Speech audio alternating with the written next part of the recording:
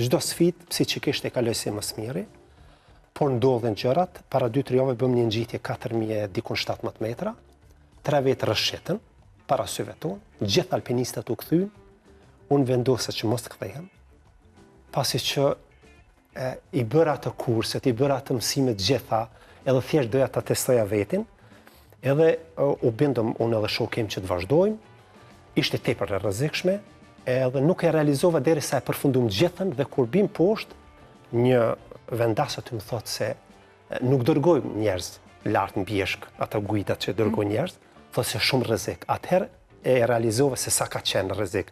Për atë moment ishte adrenalina që nuk e kam vrejt. Kurse çka e vlen ta ceki, një rast isha në Austri, deri tek një liçi shumë interesant, edhe e poshtë nuk shkon më larg. Por tash kur bëj video me dron, e shoh një bjeshk me borë mbuluar fantazi. Edhe javën tjetër vendosa që ta bëj vetë. Ta bëj atë bjeshk. Kontaktoj 4-5 shok, gjithë janë zonën, askush nuk ka kohë për mua. Dhe atë që isha i mbushur me adrenalin vendosa ta bëj vetë.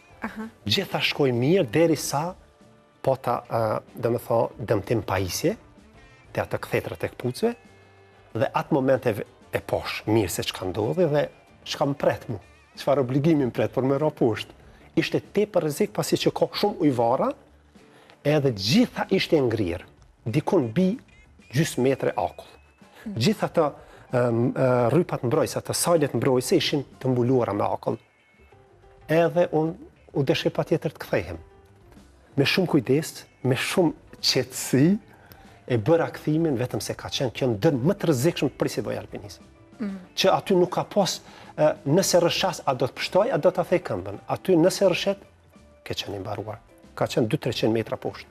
Domethënë nuk ka pas mundësi... S'ke pas as 1% shans me mbijetu, por me shumë qetësi u deshke ta marr atë situatë për me te i kalu dhe te i kalu. Domethënë qetësia është ajo që të nevojitet në situata tilla. Padyshim, atë moment kur e humb qetësinë në alpinizëm, atë moment ka përfunduar gjithçka. Për atë arsye ne duhet shumë të ushtrojmë psiqikisht, ta mbojmë qetësinë. Këtë kam pas fatin, ta një grua zvicrane, është 3 herë kampione e gjujtjes me shtiz, gjë që aja ka mësu shumë gjëra gjatë atij sporti, edhe këtë pjesën e përgatitjes mentale ka mësuar nga ajo, se si e qetëson njeri veten kur është në rrezik, pasi që është shumë e rëndësishme, sidomos në alpinizëm. Dhe pas kësaj ngjarje, sa t'u desh kohë për t'u kthyer prapë në bjeshk? Normal, javën tjetër. Kaq! Ishte situatë vetëm për atë moment. Nuk ndikoj asgjë më shumë. Nëse më pishe thotit, a do të shkojsh prapë atje, pa dyshim se jo, se e dija situatën, amo tjetër javën tjetër.